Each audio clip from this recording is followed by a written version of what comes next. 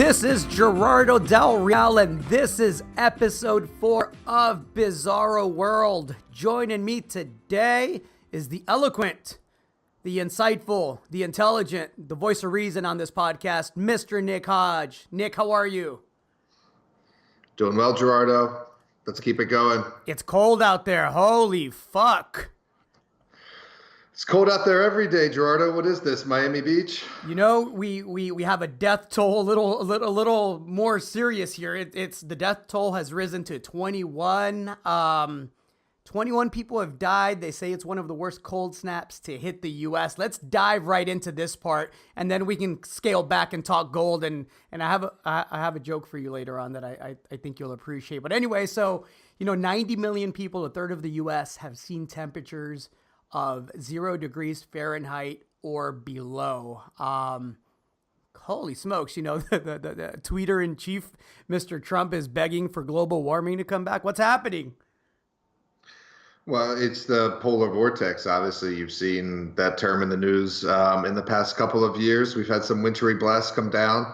Not quite as cold as this. I saw this morning that some places in Minnesota were testing 100-year-old cold records, and that's cold for Minnesota. Like you say, wind chills below 50, 60 below zero. It's cold, and a lot of people haven't seen this in a long time, and a lot of people on the East Coast don't see this weather very frequently, and so they tend to freak out.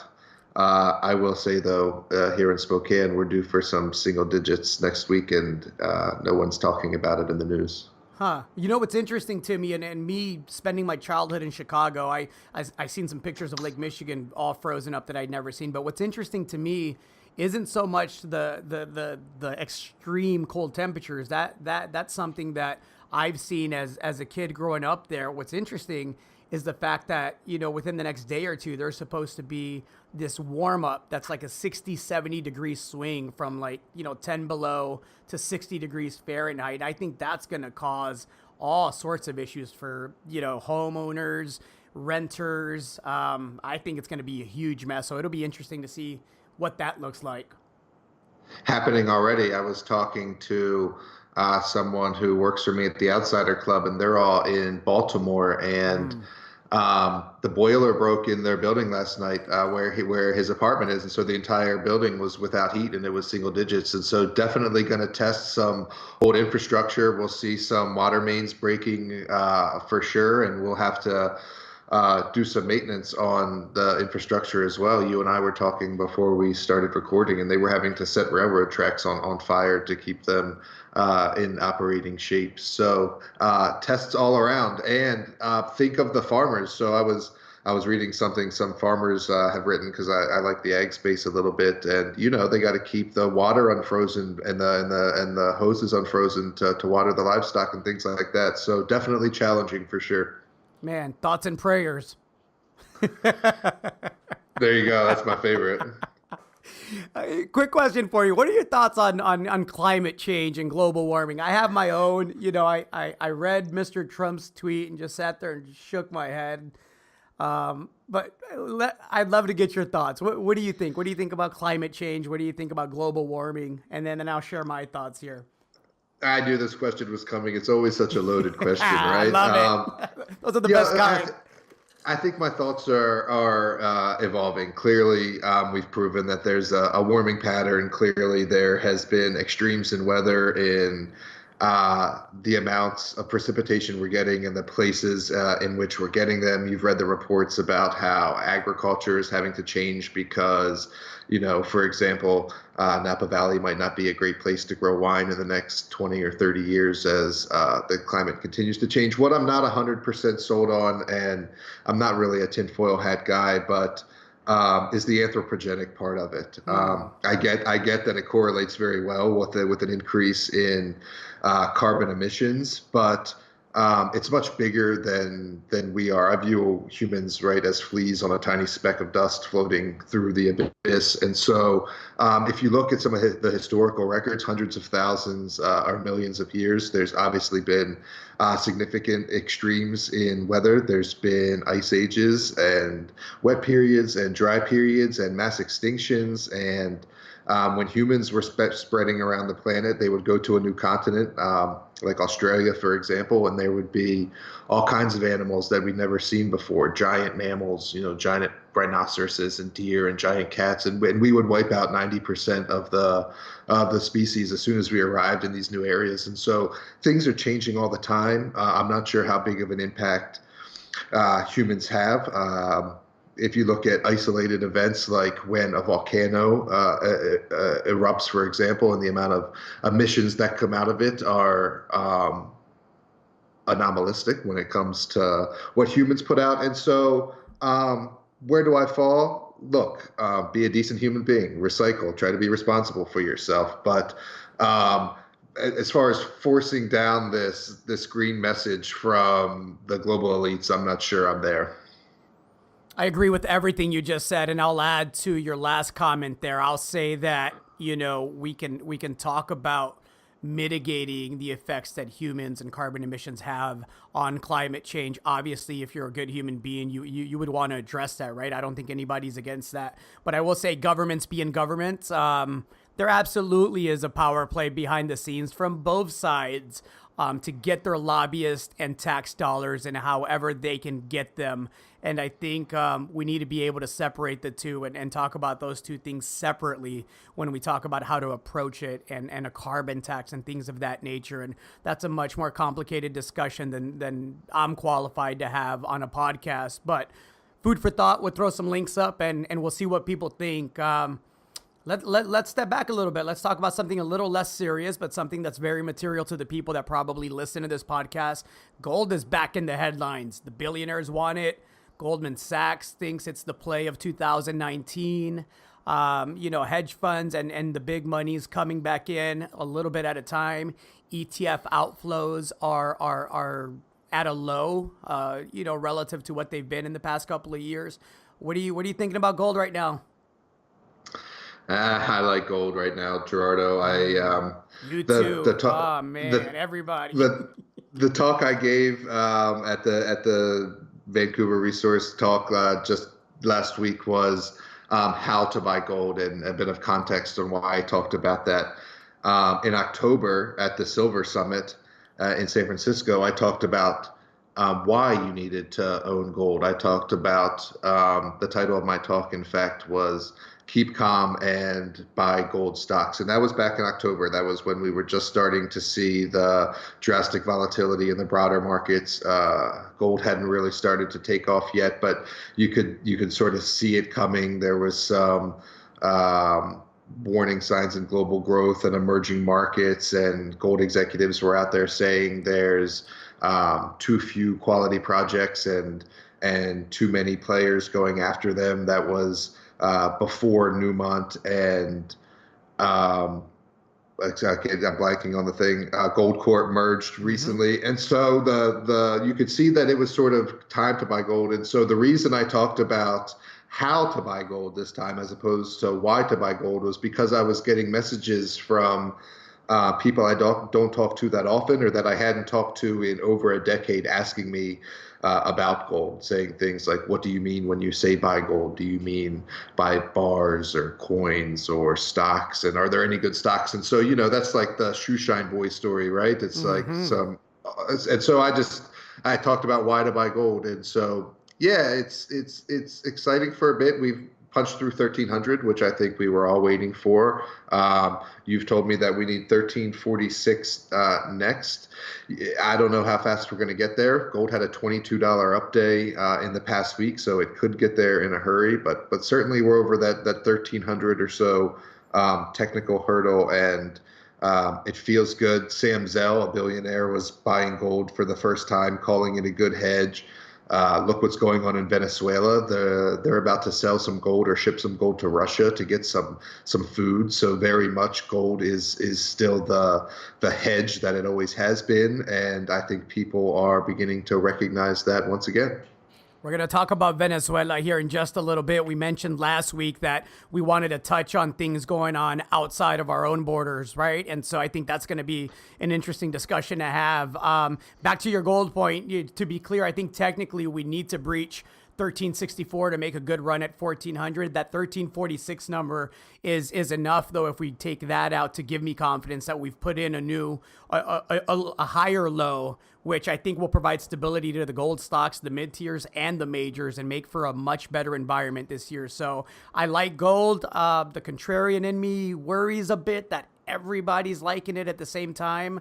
But again, we have a lot of very pissed off crypto traders that are finally looking for somewhere to park whatever gains they were able to tap in 2018. You had a great quote, I believe, in 2018.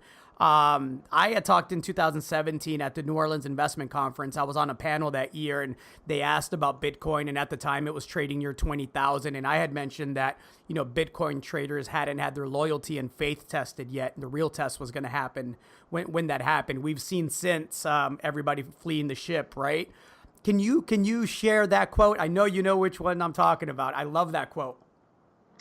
Yeah, I was talking about how for the first time ever, I had heard young people using the word fiat when they were buying cryptocurrencies like Bitcoin and Ether. And I was saying that when they get disappointed, as we knew was coming because it was clearly a bubble, that then today's crypto traders, they were just training to be foot soldiers in the gold army. And that was well over a year ago, and sure enough, prognostication came true. This week, we saw a major fund manager come out and say that exact thing, that he's seeing former crypto buyers now turning to gold, and I mean that's a good thing. I think we need new blood for gold to go higher. It can't be the same people that are always in the mining community, investing in mining stocks and hard assets. You have to get that retail crowd to come in, and certainly people that were buying Bitcoin is one component of that retail crowd. Well, the fund manager in chief for the entire planet, the Fed, stopped raising rates. I knew they'd blink. It didn't surprise me at all. I've been writing about it for months on end. Several people have. A lot of people were caught off guard how hard and fast he blinked, right? It was pretty much the two thumbs up to the market that, Jerome's going to be here for you. You're going to be all right. Any thoughts on the Fed? No, Fed put's still there. They had to pause. There was some weakness in the economy outside of the jobs numbers, and the stock market was down 6 or 7% in 2018, and the people no likey that.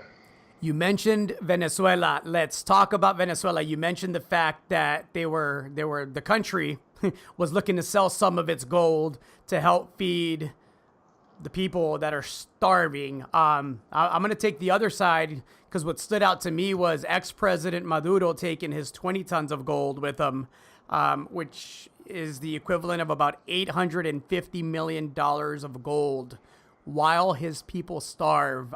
There's been rumors of him trying to get it out of the country. There's been rumors about where it's going. I'd love to know who's going to receive all this gold. I'd love to know if the U.S. is going to go ahead and place sanctions on the people that receive it. I also want to talk about Mr. Elliot Abrams, which has been appointed as America's special envoy for Venezuela. I want to talk about his history in a little bit, but your thoughts on Maduro, Venezuela, the gold, the situation there, and America's meddling? I don't have many thoughts on it. It's sort of outside my nexus of focus. What I will say is it's darn interesting that whenever socialism fails, gold comes into play. It seems to always be that hedge, right? The currency always seems to fail. The gold always seems to be the most valuable thing. And that's not an accident. That's not an outlier. That is history repeating itself. No fiat currency in the history of fiat currencies has ever made it. Socialism has never been successful as an experiment. Let this be a continuing lesson. Do you think it's a coincidence that as we pivot away from the Middle East, we are all of a sudden really interested in Venezuela? Um, Sends your sons and daughters off to die for some oil, right? I mean, that's the U.S. geopolitical way. I'm not sure we left Iraq with the oil. I think the president in chief was tweeting about that 5 years ago that we never left Iraq with the oil. But I'm not 100% sure. I mean, the U.S. is quote unquote awash in oil and natural gas right now. Oil prices are quite low. There's growth is not above 3%. There's no immediate need for more oil. I'm not sure that's what it's about. Interesting, interesting. And the reason I bring it up is Elliot Abrams. He's somebody that I'm a bit of a history geek. Latin American history, obviously, is something that I've always taken an interest in. And, for those that are not familiar with Elliot Abrams and why it matters at all that he is America's special envoy for Venezuela, I want to read something that The Intercept, and we'll throw a link up. The Intercept is one of my favorite reporting sites. Speaking to Mr. Abrams' past, among other incidents. But let me read this really quick. On December 11th, 1981, in El Salvador, a Salvadoran military unit created and trained by the U.S. Army began slaughtering everyone they could find in a remote village called El Mozote. Before murdering the women and girls, the soldiers raped them repeatedly, including some as young as 10 years old, and joked that their favorites were the 12-year-olds. The final death toll was over 800 people. The next day, December 12th, was the first day on the job for one Elliot Abrams as Assistant Secretary of State for, get this, Human Rights and Humanitarian Affairs in the Reagan administration. Abrams snapped into action, told the Senate that the reports were not credible, and that the whole thing was, air quotes, significantly misused as propaganda by anti-government guerrillas. Let me be absolutely clear. Ex-President Maduro is an absolute piece of shit who has led his people to starvation. These policy decisions have a real effect on human beings. I have a very close friend that fled that civil war in El Salvador in the early to mid 80s as a kid with his mom and his sister. I encourage everybody, and again, we're going to put a link up, to get informed, because when we get somebody like an Elliot Abrams appointed to a position like this, I worry about what's next. When I see John Bolton, scribble 5,000 troops, Colombia, and then I see U.S. helicopters landing the next couple of days, I don't want U.S. soldiers out there dying. I don't want Venezuelan people dying. I don't want Colombian people dying.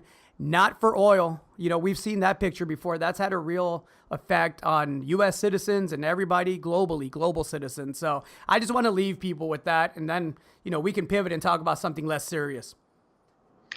Well, my thoughts as a libertarian. We really shouldn't be sending troops anywhere unless it's in the immediate interest of defending the homeland. And so I don't like to meddle anywhere unaware of the events you described. Obviously horrific.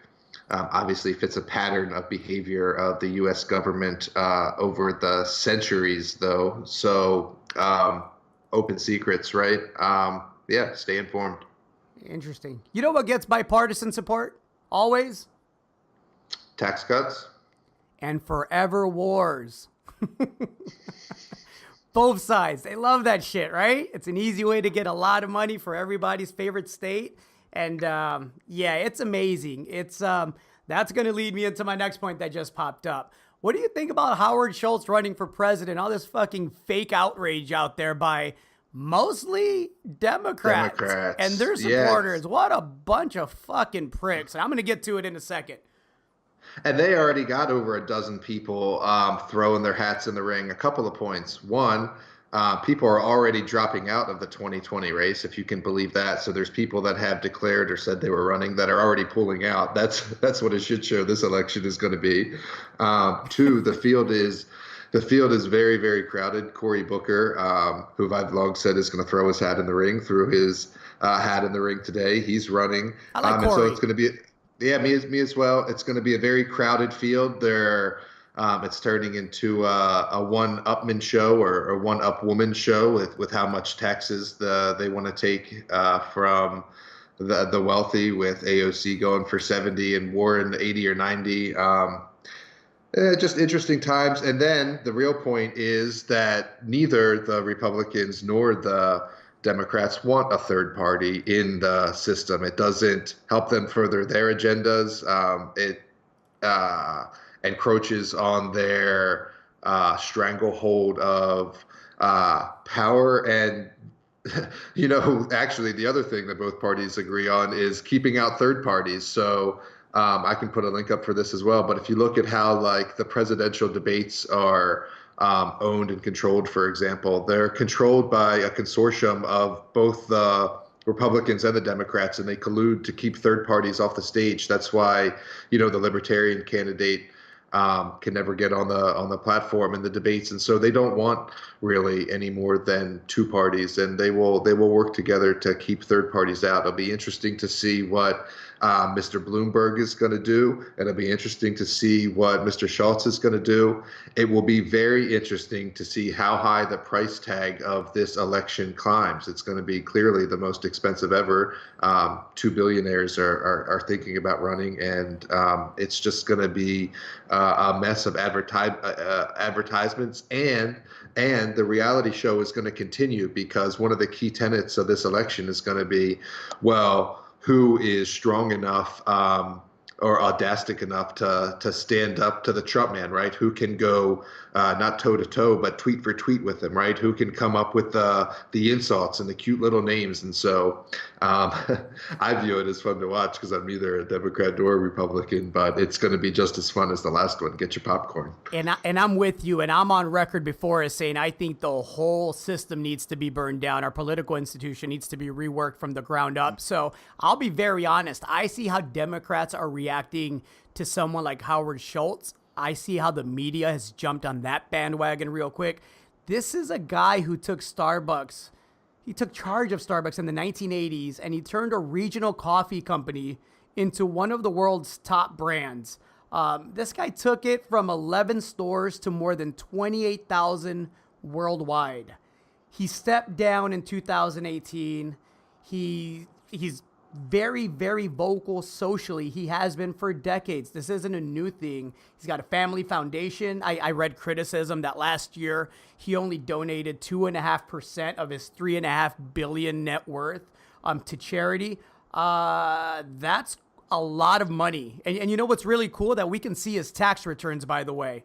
So unless somebody shows me a better candidate, I don't care that he's a third-party candidate. I don't care that he's going to take votes away from the status quo candidate on the left, because frankly, I don't see anybody on the left that has the business savvy, real business savvy, not Donald Trump, multiple bankruptcies, fraud charges, all that other stuff, actual provable business savvy to move the country forward. We have a deficit of like 21 trillion, and I'm not even counting a bunch of other stuff, but if we're going to move forward in a way that is sustainable in this country, we need somebody that actually knows how to grow an economy, not with just artificial stimulation from the Fed and central banks around the world, but from the ground up. And I love how AOC on the left, and even Beto O'Rourke for here from Texas, he's pissed people off in his own party for the same reason. People were upset with him that he was able to raise so much money from individual donations. He didn't accept corporate money, PAC money, none of that. And people were upset that he didn't use his treasure to support the status quo Democratic candidates towards the end of his campaign. A campaign, by the way, where, a couple 100,000 votes off, and he'd taken out Mr. Ted Cruz, who I personally despise. But yeah, it's really interesting to see the reaction. I'll leave that one there. Treasure, you are my treasure. Ooh. I love it. You know what? We talked about Donald Trump. I'm going to do it for the hashtag this time. Is Donald Trump a master negotiator? I mean, we're finally, the government's back open. He accepted what he could have gotten 35 days ago. He got nothing out of that other than an ass kicking. And again, I take joy just because I'm not a favorite of either party, but is he really a master negotiator? Do people really still believe this? I don't know if he's a master negotiator. No, I think he's gotten lucky a bit, and that's about it. He didn't write Art of the Deal. I think he's I don't want to say hapless. He's clearly gotten a couple of things done while he's been in office, but no. Look, you and I talk about where the truth lies, and he's not a bumbling idiot, and he's not a master negotiator. He's somewhere in the middle.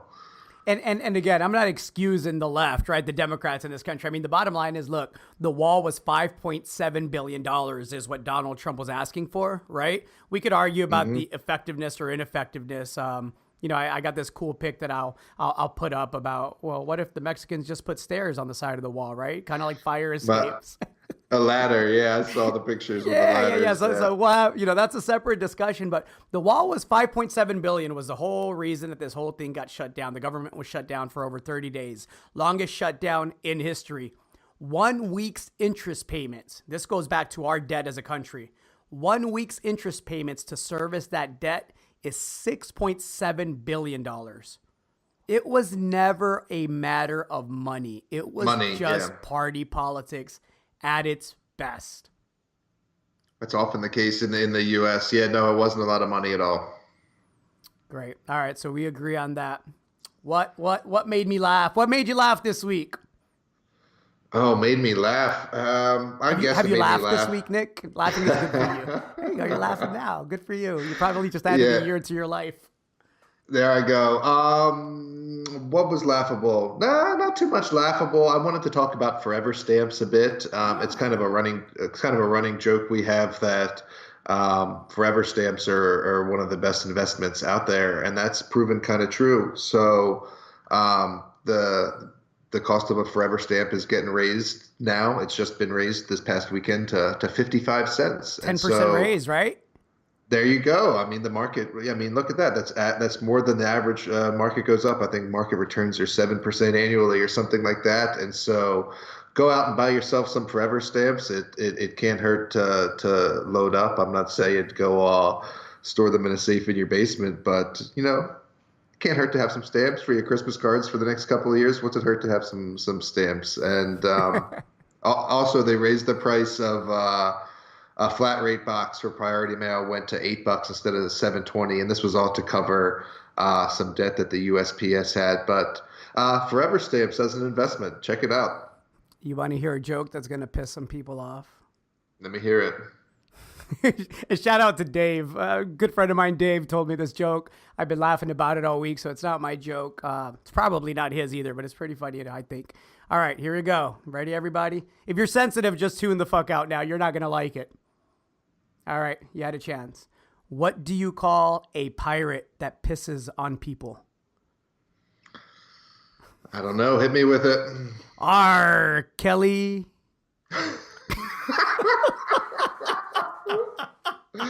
That's pretty good. Pretty good. Oh, I'm sorry, everybody. My wife looked at me funny when I told her I was going to tell her, but it's too good to not share with you all. You guys take an hour of your time every week and listen to my stupid ass talk. So I figured I'd help you laugh a little bit. Hopefully you did. That's pretty good. You want to know what else made me laugh? Let me hear. The Law and Order Party, the Republicans acting like little bitches about how Roger Stone was arrested. They wrote a letter. Senators actually wrote a letter to the FBI director about how he was arrested, the force they used. Oh my God! Not that they leaked it, because I saw they were upset about CNN being there as well. Thoughts on that? We talked police tit for brutality tat. last week. Do you think they were rough? Do you think they were heavy-handed? They could have taken a heavy hand and some sandpaper to that Nixon tattoo on his back. No, look, I don't think they were heavy-handed. No, someone clearly leaked the whatever it was, the grand jury decision or the indictment decision. Obviously, CNN was there beforehand, and that's supposed to be tightly guarded information. So there were loose lips somewhere. But as far as police brutality, I think no. Yeah, I mean, this is a guy that throws up white supremacist gang signs in pictures, right? He hires a lot of these guys as his security detail. And, the ironic part is Mr. Stone, might end up in a situation where he gets to see, what that looks like, what the whole Aryan Brotherhood thing and the prison politics and how that works. And I'd be curious to see if he's going to be throwing up those gang signs when he has a couple of months or a couple of years to do in federal prison, though I suspect he'd probably work out a deal where he's at some sort of camp and end up singing like everybody else. But again, I was just going to say, yep. yeah. And I think, that leads me to another thought. I think a lot of these people that aren't willing to testify, and so far there haven't been many, are counting on a pardon. But what if Trump is next to them?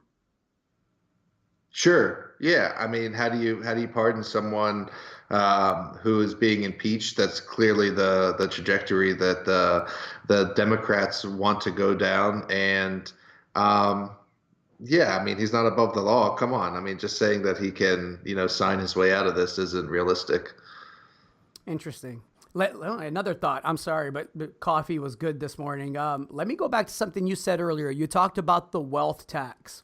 And something that's interesting to me, and I don't know if people remember this, but Donald Trump ran for president back in the late 90s, and he actually proposed levying a wealth tax on Americans with more than 10 million, which is interesting to me because Elizabeth Warren's wealth tax would be an annual levy of 2% on wealth above 50 million and 3% on wealth above 1 billion. Let me be clear.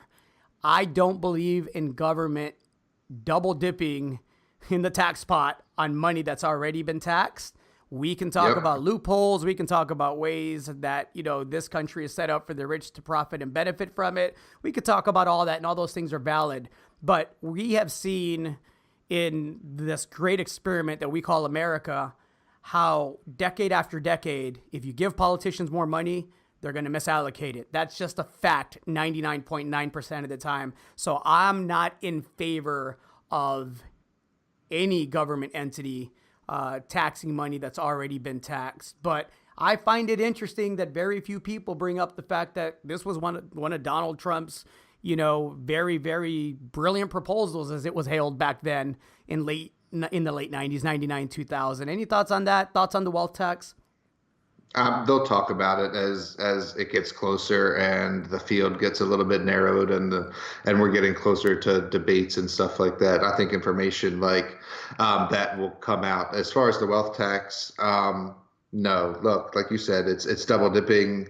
Capital gains tax, income tax has already been paid on that. And if it's year after year, what are you just going to pay 2% of your wealth every single year? I mean, I don't know, man. I don't think that sits well with a lot of people. I've said I think the left is going to out-left themselves. They're gonna go too far that way, and it's going to turn off a lot of people in the middle. And I think talking taxes like that is one way to do that, especially because while there's not a lot of people that have more than those thresholds you were talking about, 50 million and 100 million, there are a lot of self-made millionaires in this country, a lot who vote, small business owners that employ a couple of people, and talk like that does not sit well with them, and they will swing the other way. That brings up another point. People voting against their own interest. The wealth tax is designed, and again, I'm not for it, but I just, people's behavior, I'm curious about it. You mentioned the small business owner that has $1 million or $2 million, but is it at that 50 million threshold, right? Why wouldn't they vote for something that wouldn't affect them if it would actually help? And again, we're assuming they allocate the capital, right? If it would actually help their interest, the interest in the community for their employees, if the money is allocated properly. Well, I think it's a principle thing. It's the principle. It's the principle of the matter. It's the things we already talked about the double taxation and the fact that the American dream is about working hard to become a billionaire or whatever, as real or false as that may be. But yeah, I mean, look at the Howard Schultzes. That's like the success story, and then they view themselves as being able to get there or being wealthier than they are. And I think it comes down to a principle thing for sure. Interesting. How do you think, let's take the Republican side of it. Let's say that we don't tax anybody more than one time. Let's say as a matter of principle that's the fair thing. With the deficit that we have in this country, and the pension gaps that get worse by the day. Look at Illinois, look at California. How do we move forward as a country? Do you see it as a situation where one day, the country splits off into different parts?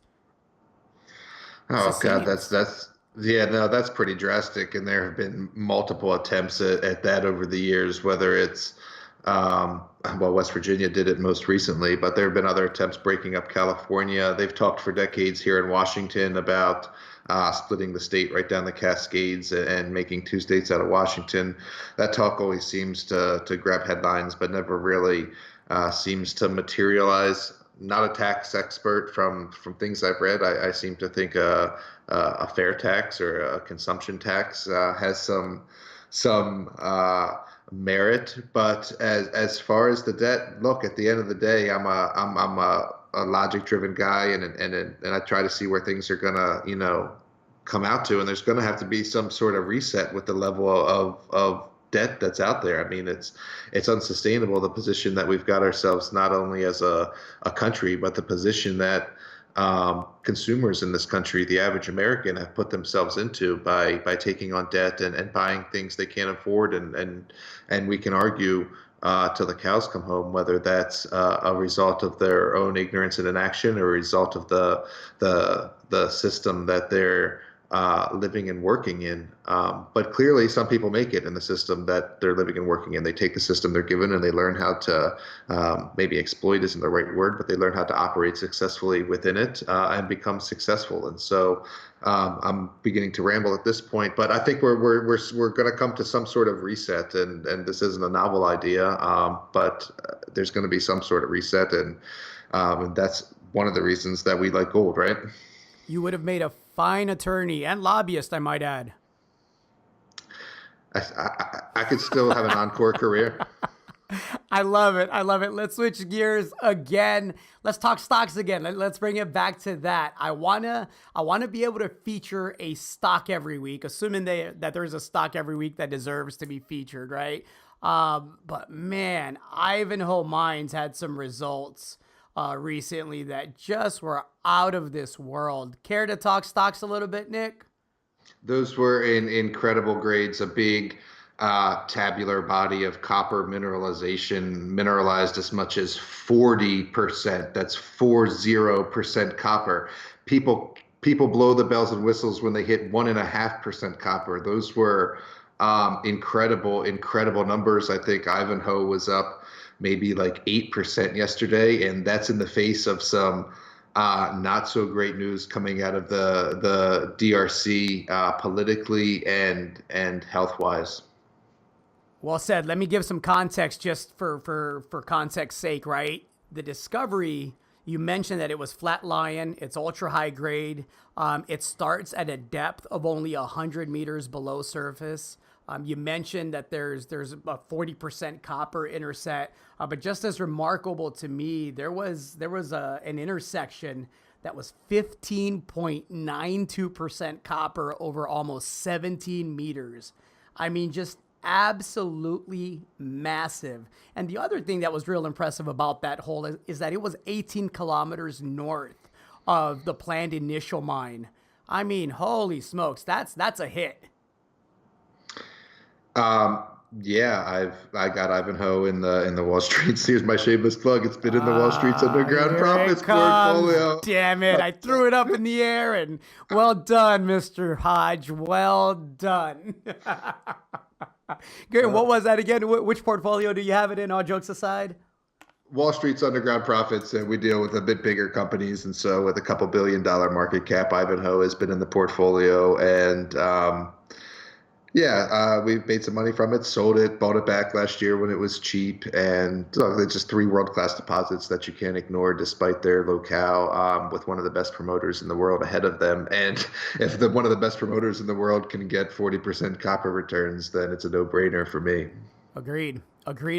What else do you got on your agenda, Nick? What do you want to talk about? I always ramble on about what I want to talk about, and I never run out. So I want to talk about Facebook for a little bit, if that's okay.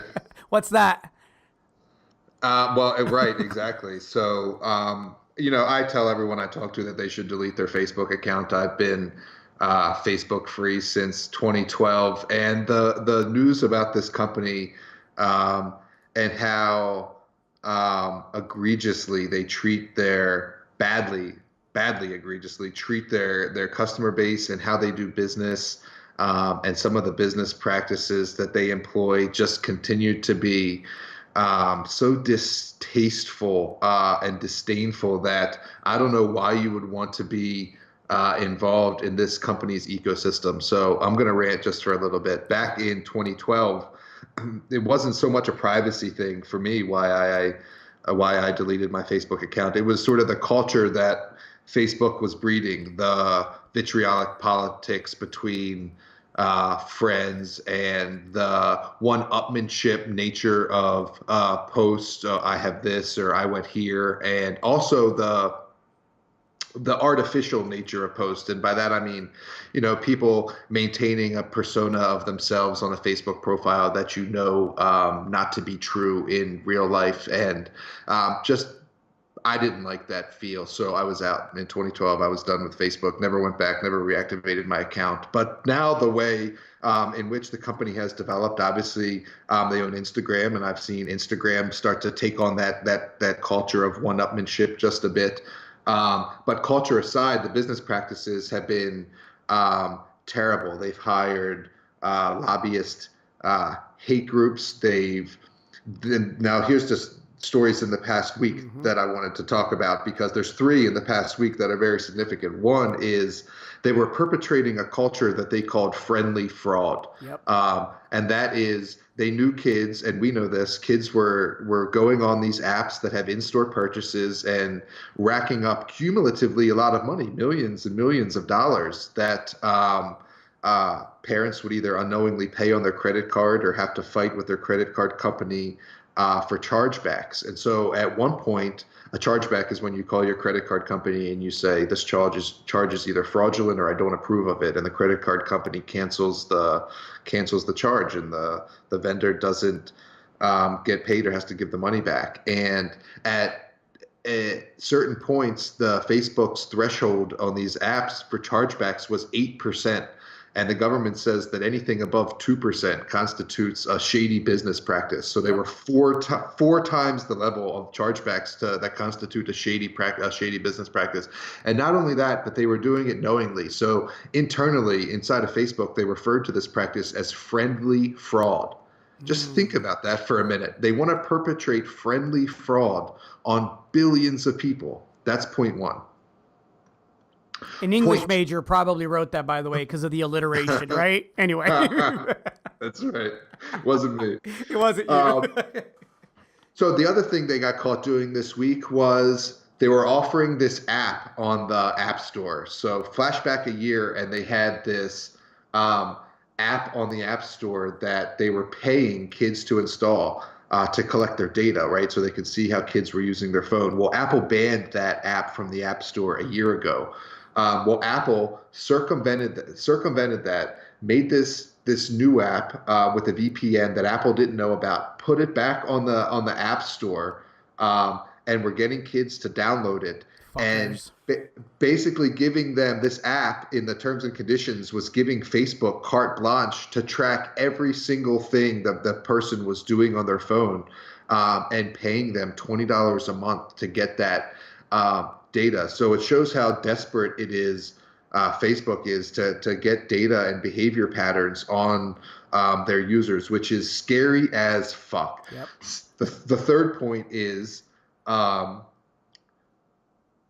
in shady business practices this week. So in their securities filing, that they have to fire because they're a publicly traded company, they said that they were stamping out, let me look at the numbers here, anywhere, they're in the millions, anywhere from 18 to 116 million fake accounts they got rid of in 2016. That's what they publicly say in their securities documents.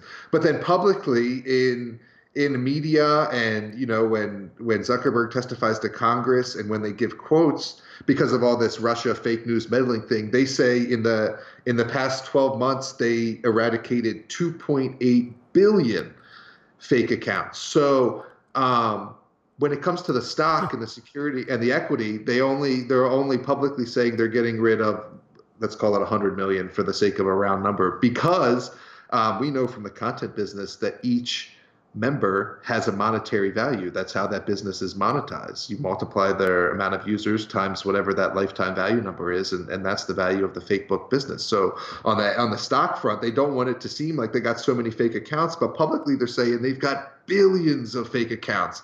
It's just a shady company. It doesn't breed warm and fuzzies. It doesn't foster good relationships. It causes jealousy. It fosters vitriolic politics, and it's not a good place for you or your kids to spend time online. I urge you to delete your Facebook account. Each one of those points that you just made, the last 5 or 6 about all the reasons why you should delete your Facebook account. And by the way, I did it back in 2011 for similar reasons. It was a toxic environment that was on back then. I can't imagine what it's like now, but each of those last 6 or 7 bullet points should be a point made underneath a Facebook logo on a t-shirt. Maybe we should do that. Let's do it. I'll wear it. I like it. What else do you got, Nick? Looking at my list, I have just one positive story. I think that's all I got. So, we didn't talk about Tesla. You up to speed on the convertible bond thing, or should I just lay it out quickly? No, lay it out, and then I'll give you Elon's response from yesterday. Oh, did he say something on Twitter? He actually said it in his conference call.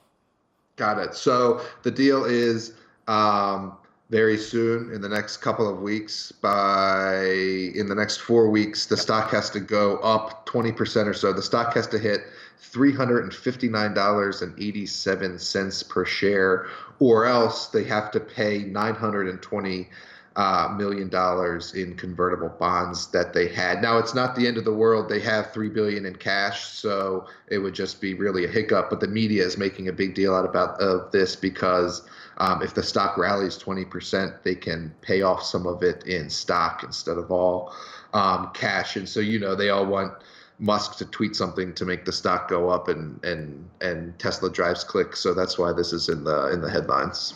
Hashtag Tesla. Yep. What did Musk say? He said the convertible bond can be easily satisfied either with cash or with stock if we rally. That was that. So, yeah, everything you expect Elon to say, right? Yeah, that's what I just said. They got $3 billion in cash and equivalents, so they can definitely pay it off. I like it. Well, I know you have a happy thing you want to talk about. I'm going to talk about one last thing that I'm not happy about so we can pivot to happy stuff. Is that okay? There you go.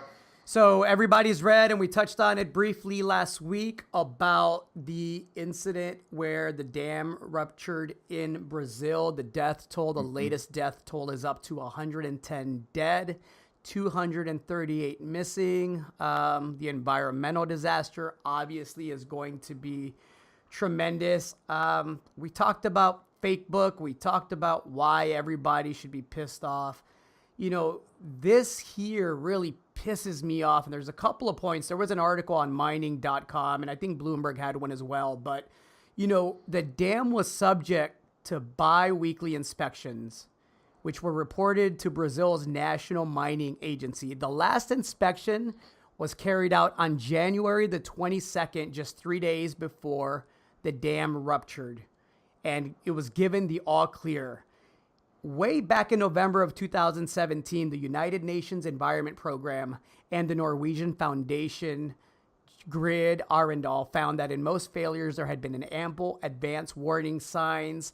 The risk on this was known. There was a Brazilian paper about a week or two ago that outlined the impact of a collapse at the dam. It even specifically mentioned the restaurant where many of the workers were likely to have died when the dam collapsed. And, there's going to be fines, there's going to be lawsuits, there's going to be all sorts of stuff. People should absolutely go to jail for this. Absolutely go to jail for this. People should be in prison for extended periods of time. There's people that will never get their life back. There's people that they're just gone. There's families that have to deal with that. And this wasn't an accident. This was negligence. This was, let's put profit before caution, and hell, whatever the consequences are, fuck it.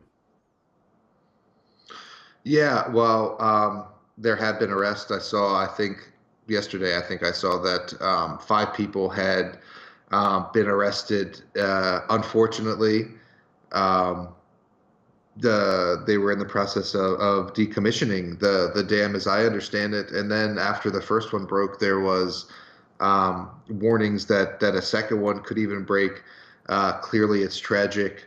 The stock, of course, is secondary, but I had mentioned last week that I had actually recommended people purchase the stock, 2 weeks before. There's no way you could have known that this was going to happen. We immediately sold the stock. It's something we don't want to be involved with. It's not representative of how business should be done in the mining industry, and it's one of those things that continues to give the mining industry a bad name. So glad that there's been a bit of accountability. Hope there's more, and certainly wishing the best for the people and the environment in that region. Well said. Let's switch to something that made me smile. You want to hear my tweet of the week that I read this week that really made me laugh? Of course. Jose Canseco. For those of you not familiar with Jose Canseco, he was a baseball superstar in the late 80s, early to mid 90s. Eventually got popped for taking performance enhancing drugs, but he was a home run hitting beast. Anyway, Jose's not as relevant as he used to be, and so here's his tweet from this week. Aliens have been trying to teach us how to time travel, but first we have to change our body composition, which we are not willing to do. We have tried with animals, and it has failed. That's it. I'm totally willing to change my body composition for space travel, or time travel rather. So I don't know what he's talking about. So I thought that was funny. Another thing that made me smile is that global health experts at the UN are finally recommending that marijuana and its key components be formally rescheduled under international drug treaties. Obviously, the UN holds, some influence in policy around the world. So I thought that was a good thing. Marijuana supporter, recreationally, medically, and however you want to use it, really, as long as you're not hurting someone else to produce it or get it. As with most things, I like it. I like it. All right, Mr. Hodge, what else do you have for me? I just try to throw out one positive story every week. Obviously, we got the Super Bowl. Enjoy that. 11 minutes of post-snap play, which is what you get to see whenever you watch an NFL football game. Just those 11 minutes. Keep that in mind. I'm looking forward to the commercials. I love the commercials.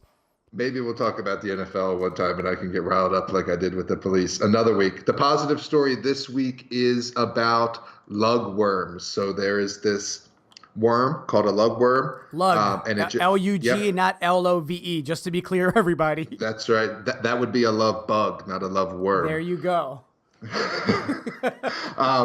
So this thing spends like half its time in the water and half its time out of the water, but it can't breathe. And so it became really interesting to scientists how it spent half the time in a place where it can't breathe.